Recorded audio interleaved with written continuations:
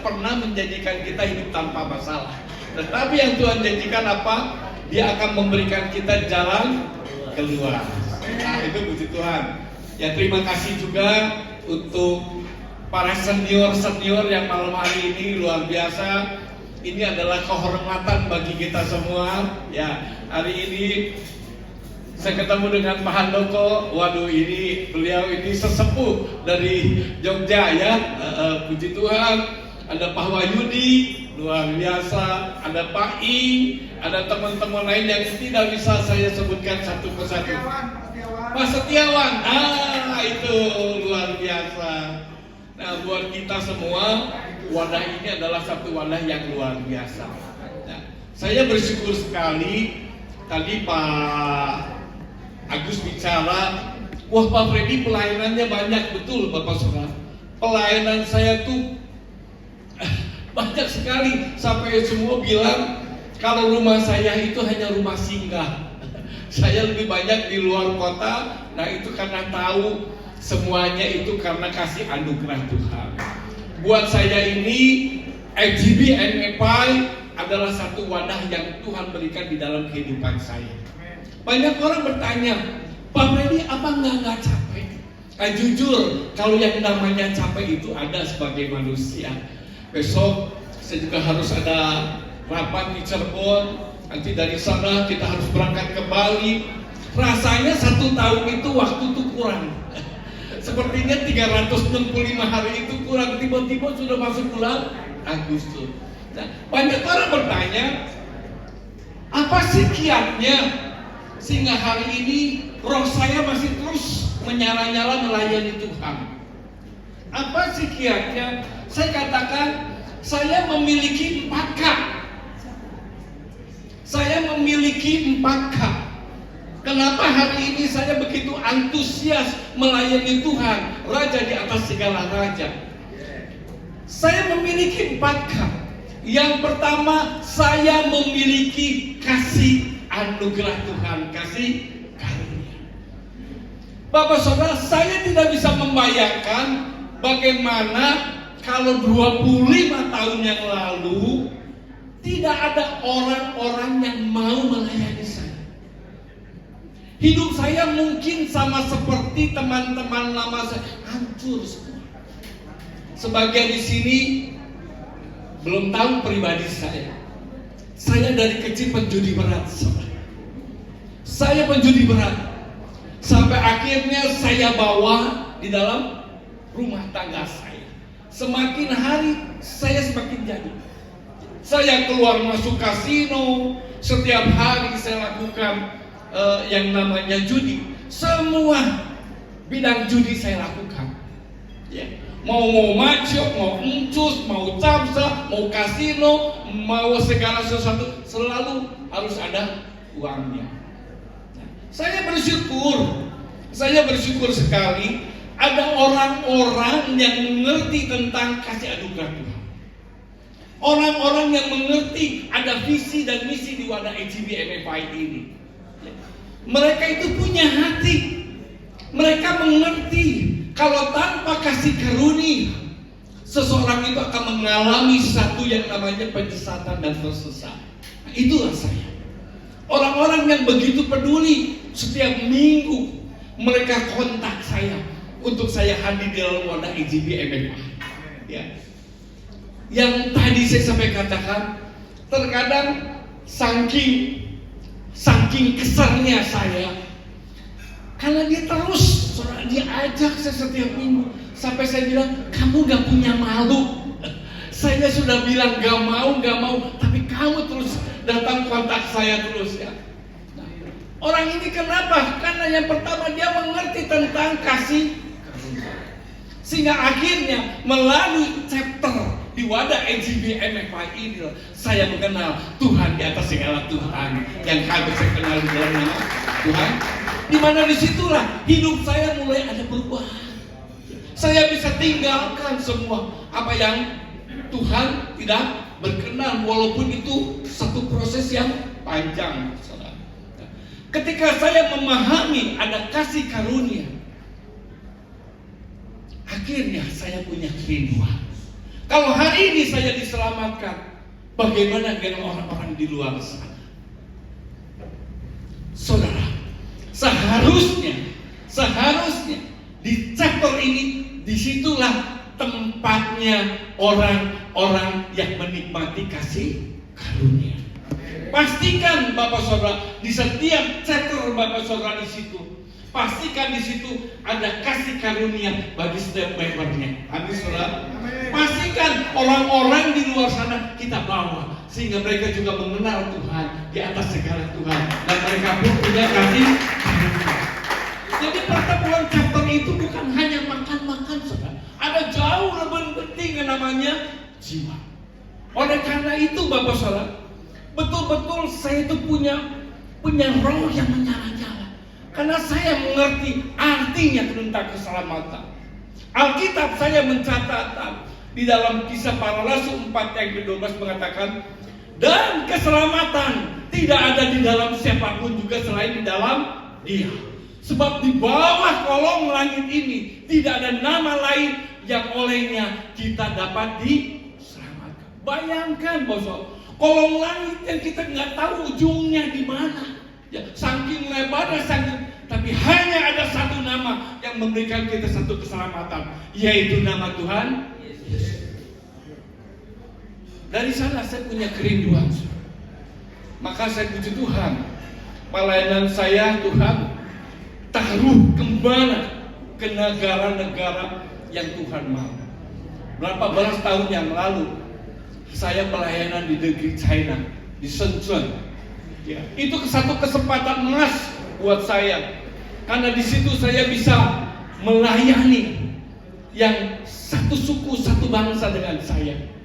Bagaimana mirisnya kehidupan mereka yang tanpa Tuhan, sehingga akhirnya saya diberi kesempatan khotbah di satu gereja resmi, gereja pemerintah. Itu jemaatnya ribuan saudara. Saya diberi kesempatan untuk khotbah tentang anugerah Tuhan. Selesai khotbah saudara, itu kebiasaan orang sana. Begitu selesai khotbah, semua pembicara, pendeta ada di depan panggung, dan mereka biasanya ratusan orang ingin minta didoakan. Singkat cerita, selesai saya berkhotbah, jemaat mengumpul antri.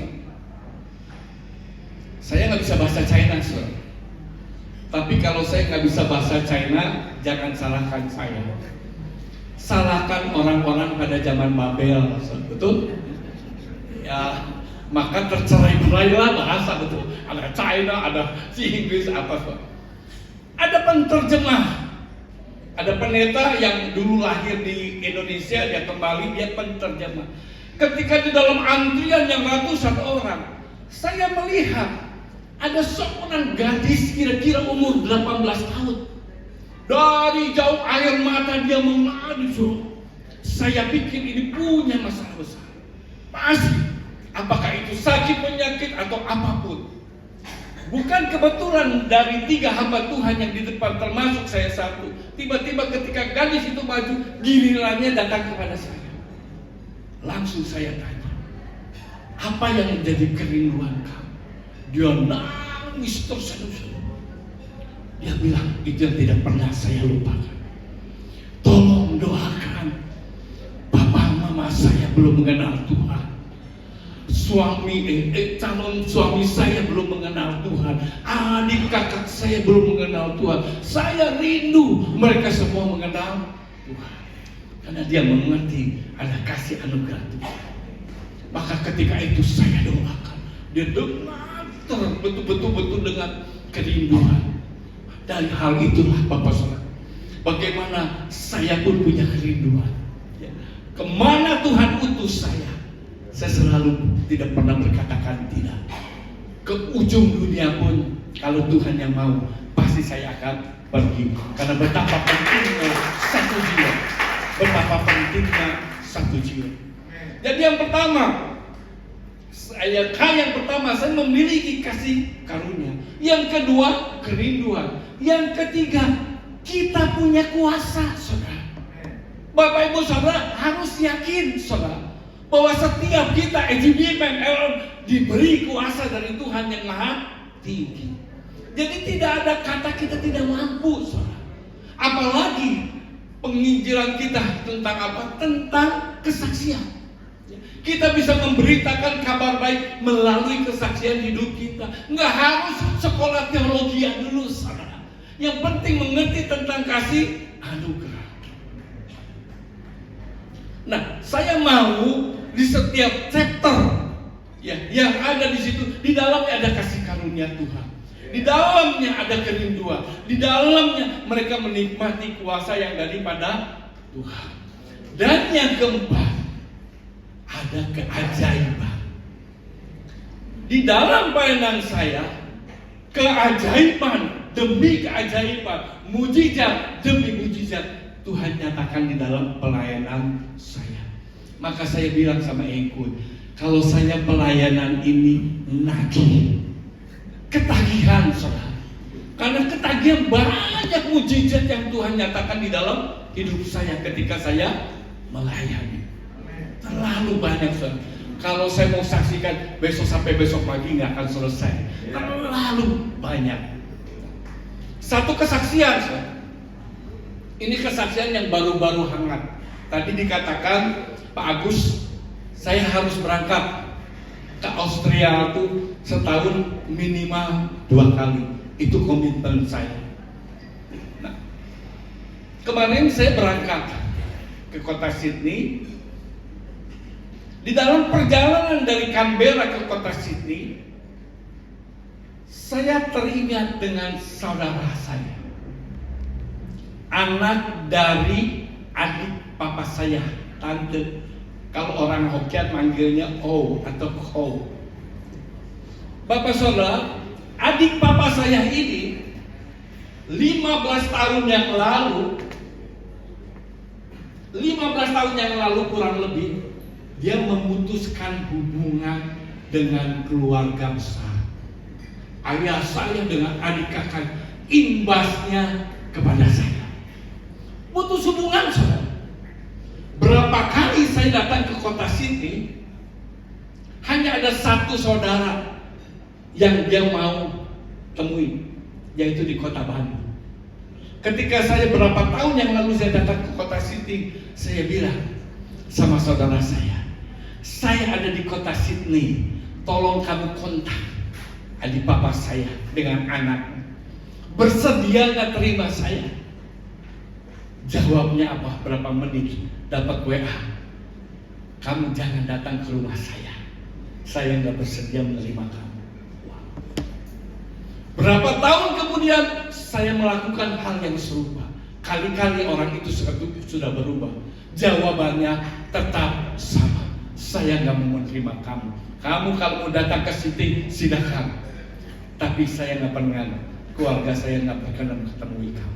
Padahal saya nggak tahu apa-apa, hanya tahu imbasnya. 2 bulan yang lalu ketika saya dalam perjalanan dari Canberra ke Sydney, tiba-tiba saya teringat dan saya bilang sama Pak Adam, ingat gak saya pernah cerita saya punya saudara, yaitu adik papa saya, yang beberapa kali dia tidak mau menemui saya, ada masalah besar. Dia bilang, ingat, saya kontak lagi saudara saya yang di Bandung. Coba kali ini kamu kontak lagi mereka, mudah-mudahan dia mau terima saya. Jawabnya, sudah 3 tahun saya kehilangan kontak. WA tidak dibalas, SMS tidak dibalas, sepertinya nomor HP-nya sudah ganti nomor. Wah, saya hanya satu kalimat yang saya katakan, saya mau berdoa sama Tuhan. Saya minta kepada Tuhan, pertemukan saya dengan dia. Saudara, besoknya saudara, kami dijemput dengan member dari EGBM FI di sini. Kami diantar. Kok, Ci, engkau mau kemana? Mau kotlet saya antar ya. Hanya kita pakai bis, nggak apa-apa. Nggak apa-apa yang namanya orang mengantar daripada nggak ada kerjaan. Akhirnya dia antar kita, saya berjalan berempat naik bis ke satu mall, satu outlet.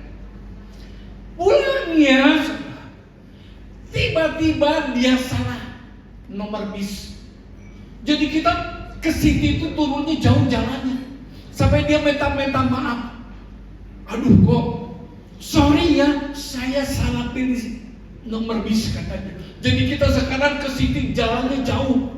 Nggak apa-apa, saya bilang nggak apa-apa, nggak apa-apa, kita jalan. Di tengah perjalanan istri saya bilang, kita jadi nggak ke toko sepatu? Karena yang ngantor ini ngajak saya ke toko sepatu. Katanya sepatu dia lebih bagus daripada sepatu saya. Padahal kata saya ini lebih bagus. Karena pada waktu itu saya bilang, tiba-tiba saya berkata, enggak lah, saya nggak perlu sepatu. Akhirnya saya bilang, Ciko, kita nggak jadi ke toko sepatu ya? Oh kenapa? Enggak lah Ci, kita nggak ini. Jadi mau kemana sekarang? Saya bilang, istri saya, kita makan siang saja. Oke, mau makan siang di mana? Istri saya teringat ada temennya yang di Aussie, dia bilang restoran sana enak. Akhirnya istri saya bilang, kita ke restoran sana aja. Oh iya, kalau gitu kita jalannya ke sini. Tiba-tiba di mall yang begitu besar, ada pertigaan, ada ke kanan, ada ke kiri. Istri saya berjalan di depan. Istri saya sudah arah ke kanan, saya masih ada 6 langkah di belakang dia. Tiba-tiba di sebelah kiri, saya melihat anak dari adik papa saya. Wah, merinding saya ingat suaminya sampai saya lihat saudara. Begitu saya, oh iya. Langsung saya teriak, saya panggil namanya. Dia kagetnya luar biasa. Begitu dia kaget, dia samperin saya. Freddy? Ya, saya bilang. Wah, dia peluk saya luar biasa. Dan saya bilang, belum ada 24 jam Tuhan sudah bekerja, mempertemukan saya dengan kamu. Saya bilang, ini Tuhan saya, Tuhan yang besar. Dia peluk saya. Saya bilang, sudah berapa lama kita nggak ketemu? Wah, dia happy banget. Kita makan sekarang siang, makan malam. Saya bilang, saya udah janji sama teman-teman Full Gospel, kalau gitu besok kita makan pagi. Saya bilang, besok saya harus pulang ke Indonesia. Kalau gitu nomor WA-nya berapa? Pokoknya nanti kita harus ketemu lagi. Wow, bayangkan kalau waktu itu kita tidak salah bisa, ya, nah akan ketemu. Bayangkan kalau waktu itu saya ke toko sepatu, nah akan ketemu. Bayangkan kalau waktu itu saya nggak pilih tempat makan di sana. Bayangkan kalau saya berjalan sejajar dengan istri saya, kelewat sobat. Bukan satu kebetulan, ya. Bagaimana firman Tuhan itu bekerja di dalam Amsal 16 ayat yang ke-7. Jikalau Tuhan berkenan kepada jalan seseorang, maka satu persatu musuhmu akan diperdamaikan. Puji Tuhan. Firman Tuhan itu ya dan banyak keajaiban yang Tuhan nyatakan di dalam kehidupan saya. Wow, sekarang saya dipulihkan luar biasa. Saya nggak mau pernah ada musuh, apalagi yang namanya persaudaraan. Puji Tuhan, itu kesaksian. Bapak Saudara, 4K, yang pertama adalah kasih karunia, yang kedua adalah kerinduan, yang ketiga adalah rasa, yang keempat keajaiban. Saya yakin dan percaya kalau saya mengalami keajaiban, Bapak, Ibu, Saudara pun akan menikmati keajaiban demi keajaiban. Amin. Kasih saudara, banyak kesaksian kita bisa sampaikan. Hal yang kedua, saudara, di dalam perjalanan hidup saya, di dalam saya melayani Tuhan, ada satu proses di mana Tuhan membawa saya lebih tinggi lagi. Ya, Tuhan sedang perbesar kapasitas saya, ya, memberikan saya tanggung jawab yang lebih besar dan lebih besar lagi. Tetapi untuk sampai mencapai arah situ dibutuhkan kedewasaan di dalam rohani. Saya bukan lagi bayi rohani, tetapi seorang manusia dewasa di dalam melayani Tuhan. Artinya setiap kita yang melayani Tuhan harus mengalami yang namanya level up. Katakan level up. Semua kita harus mengalami dan mau diangkat Tuhan level up. Ada 3 hal, saudara. Di dalam kita mengalami level up, yang pertama adalah self up. Artinya kita harus membangun diri sendiri, memperbaiki karakter kita, memperbaiki pola pikir kita. Full Gospel mengajarkan tentang faithfulness, kesetiaan, ada accountability, tanggung jawab. S-nya adalah submissive, yang T-nya adalah transparansi, punya integritas. Saya mengalami satu proses, ya, di mana saya harus level up. Saya diproses tentang tanggung jawab, saya diproses tentang kesetiaan, saya diproses tentang penundukan diri, saya diproses menjadi seorang yang integritas. Bukan 1-2 hari, bukan 1-2 minggu, bukan 1-2 bulan, tapi bertahun-tahun Tuhan proses hidup saya menjadi manusia yang dewasa di dalam rohani. Kita semua di sini punya tanggung jawab yang besar. Ini direkam, jadi saya nggak tahu direkam jadi mondar mandir. Jadi nanti saya ada, kadang nggak ada, ya nggak soalnya. Ya, level up artinya memperbaiki diri sendiri, menjadi manusia baru yang seutuhnya. Memang ketika diproses itu nggak enak, ya, memang nggak enak. Tapi Tuhan ajarkan tentang kedewasaan di dalam melayani Tuhan. Saya bersyukur sekali, saudara, melalui proses itu saya boleh belajar menjadi manusia yang dewasa. Manusia itu kadang-kadang dewasa ketika dihadapkan dengan permasalahan, ya, di dalam masalah. Saya teringat kalau bicara tentang kedewasaan berarti bicara tentang umur, betul? Umur 1-2 minggu disebut bayi, naik ke sana disebut anak-anak, naik disebut remaja, lewat dari 21 tahun disebut orang dewasa. Artinya orang yang dewasa di dalam rohani kelihatan dari umurnya, berapa lama dia mengenal Tuhan. Ya.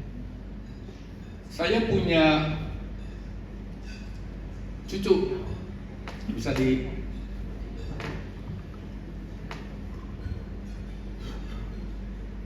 nanti kita akan kembali lagi ke sini.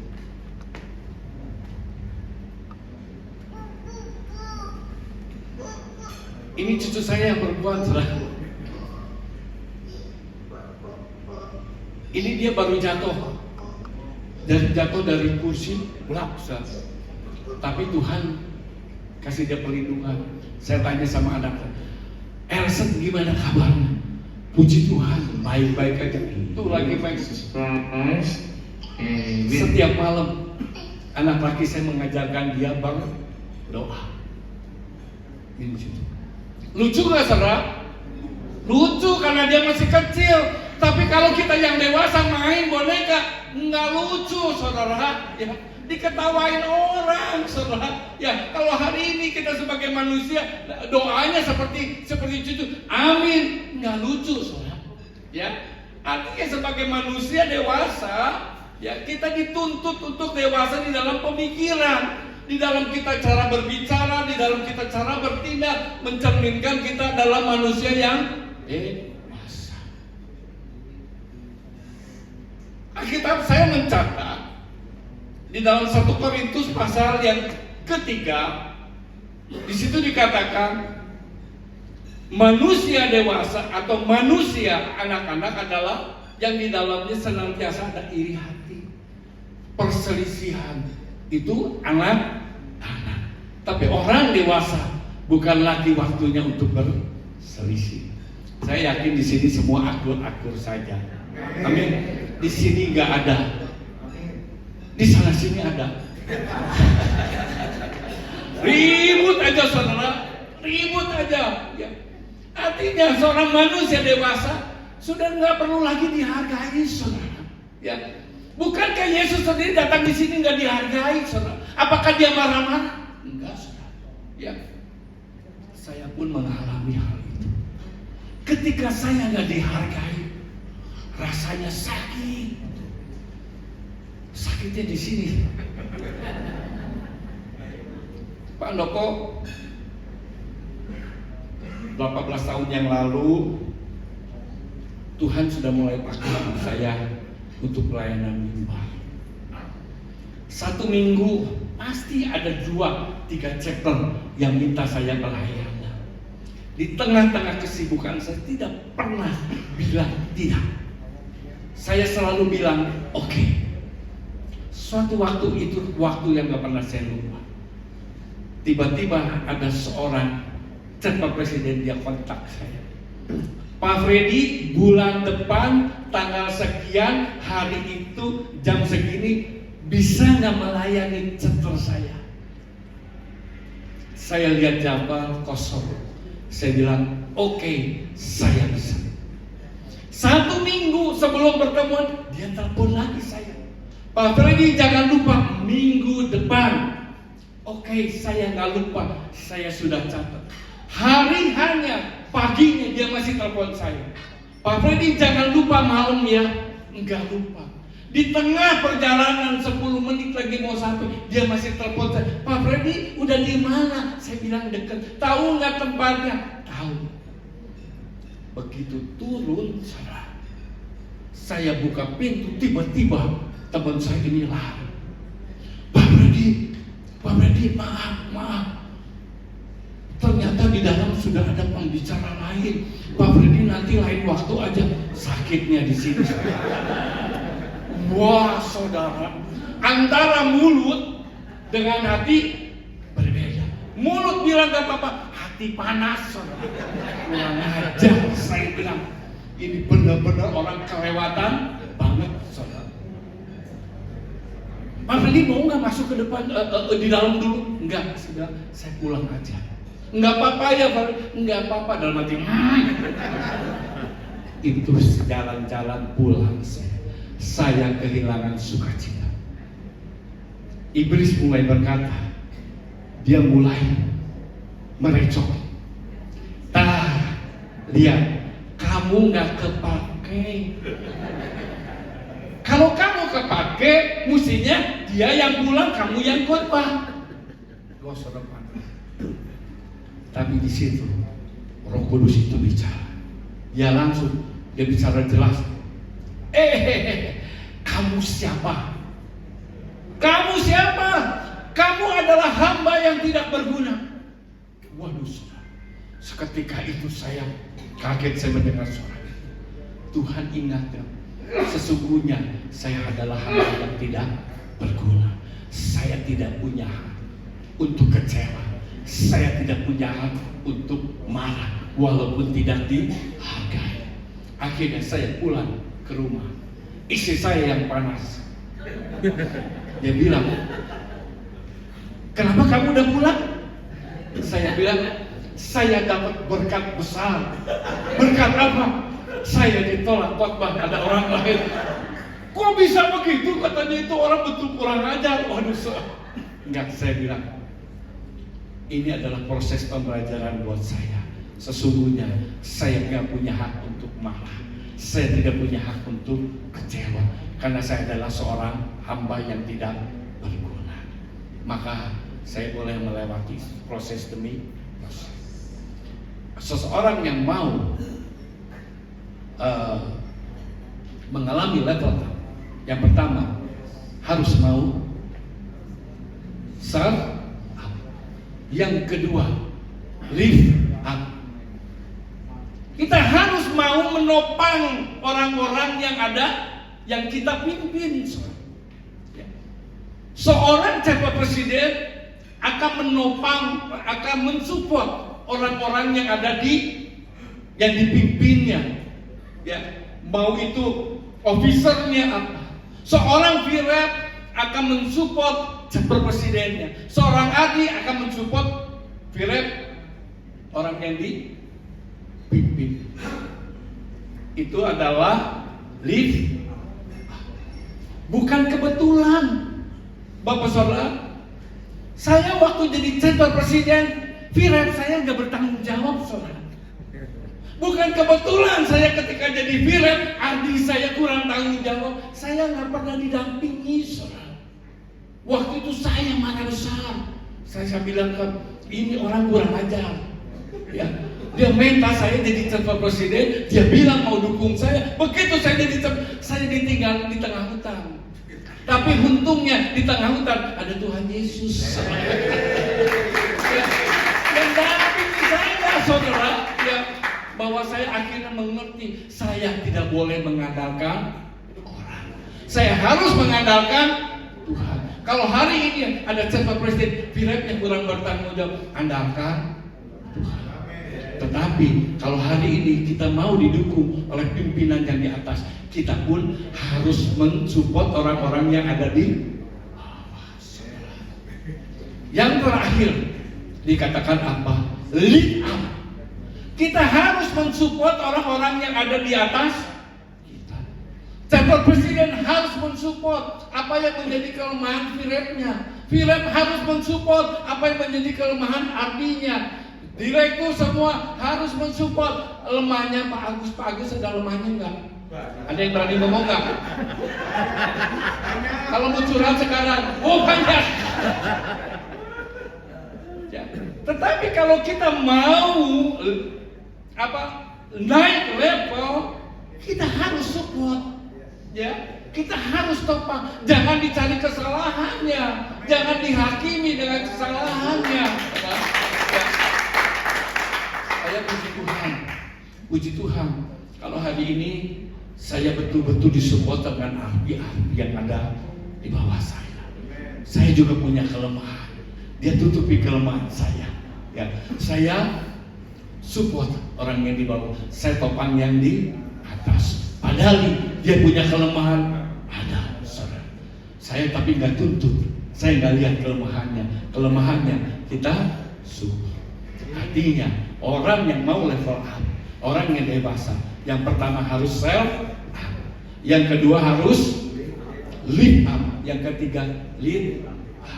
Maka kita bisa melihat bagaimana pelayanan kita adalah pelayanan jiwa-jiwa, di mana jiwa-jiwa dapat dimenangkan. Waktu kita sudah teramat dekat, saudara. Betul-betul kita sudah di zaman akhir. Tuhan mau orang-orang yang betul-betul dewasa di dalam melayani Tuhan. Waktu saya tinggal, ada yang bilang 2 jam, rekor lagi. 5 menit lagi. Saya tutup dengan satu kesaksian. Ada chapter Sukabumi. Chapter itu sudah 3 tahun mati. Ini chapter ini bentukan dari Tomang chapter. Papa mamanya itu Tomang chapter. 3 tahun chapter Sukabumi ini mati total. Betul-betul mati, bukan lagi mati total. Berkali-kali itu dari Tomang chapter elit untuk menghidupkannya. Gak mampu. Suatu saat saya ditunjuk sebagai direktur Airlift Land.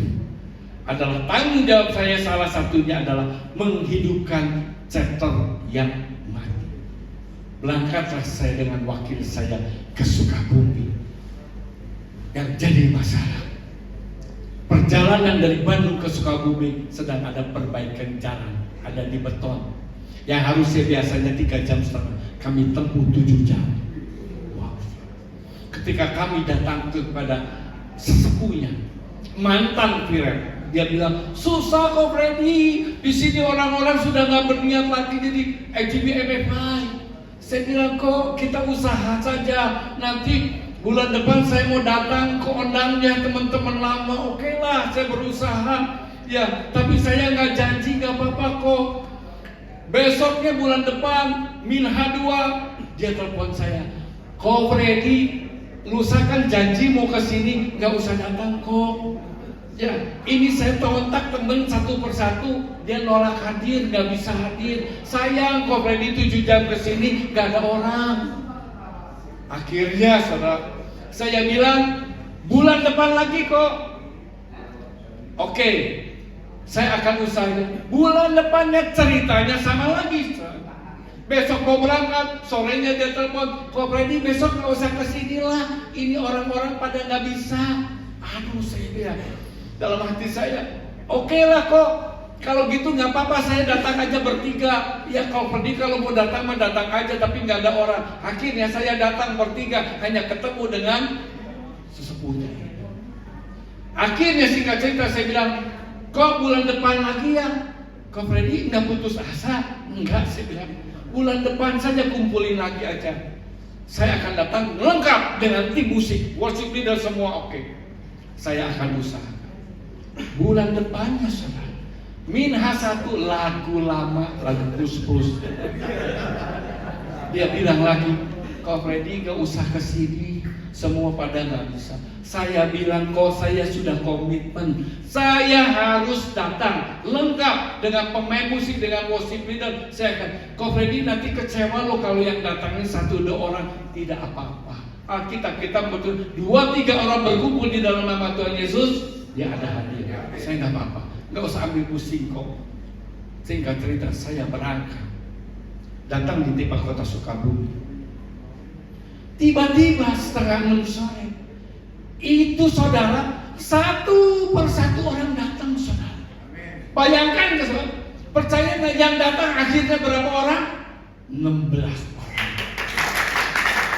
Dari yang dia bilang nggak ada yang mau datang.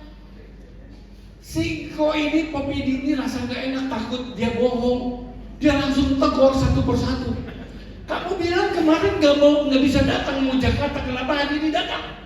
"Ya saya di cancel katanya ke Jakarta." "Oh ya, kamu katanya kemarin sakit, hari ini saya sembuh." Saudara, terkumpulan 16 orang. Begitu selesai firman Tuhan, saya buru-buru pengen pulang saudara. Karena 7 jam saudara. Tiba-tiba ketika di mobil, dia panggil saya, "Pak Freddy jangan pulang dulu. Ini kita sudah ngobrol-ngobrol, sepakat mau menghidupi chapter Sukabumi sekarang juga waktu." Akhirnya saya masuk lagi saudara. Lalu saya bilang happy. Tiba-tiba orang-orang di sana, ada satu yang Papidi ini dia ngomong, Pak Freddy, bagaimana kalau chapter presidennya dia tunjuk saya anak muda. Tapi Roh Kudus bicara sama saya, bukan dia hanya wakil. Saya marahkan satu orang. Ini yang Tuhan tunjukkan. Maka dengan hikmat Tuhan, saya bilang, "Pak, jangan buru-buru pilih calon presiden. Kita punya waktu, kita berdoa. Minggu depan, kumpulkan, pilih sendiri calon presiden mana." Saya nggak bisa hadir. 1 minggu kemudian, mereka berkumpul. Dia telepon saya, "Pak Freddy, puji Tuhan, calon presiden sudah terpilih, wakilnya sudah terpilih. Siapa yang jadi presiden?" Itu yang Tuhan tunjuk saudara. Luar biasa. Dari hari ini saudara, bagaimana saya nagih. Di Jogja pun saya ketagihan. Apalagi sekarang ditambah ketemu dengan Pak Handoko, Pak Wah, belum apa-apa udah ditelepon, "Pak Freddy kalau ke Jogja telepon saya mau ajak makan." Wow saudara, Pak Titus sudah sibuk saudara. Wow, dia udah telepon Pak Agus semua situ. Mujizat buat saya ketemu dengan Bapak Ibu saudara yang diberkati Tuhan. Itu adalah satu-satu kebahagiaan buat saya. Maka 2 bulan lagi undang lagi saya di sini, ajak makan. Ya Bang saudara, mempersingkat waktu saudara, kita harus memiliki 4K ini. Kasih karunia. Saya tahu di sini sudah punya kasih karunia. Bila itulah menjadi kerinduan kita. Yang ketiga, kita punya kuasa, kita harus percaya diri. Yang keempat, lihatlah ada keajaiban yang Tuhan katakan dalam hidup kita. Terus kita harus memperbaiki diri, kita harus naik level up. Tapi kita semakin tinggi, kita harus semakin rendah. Tuhan yang semakin tinggi, saudara. Dan ini menjadi berkat. Saya percaya Jogja akhir tahun nambah member 15%. Amin. Karena musik bersama juga.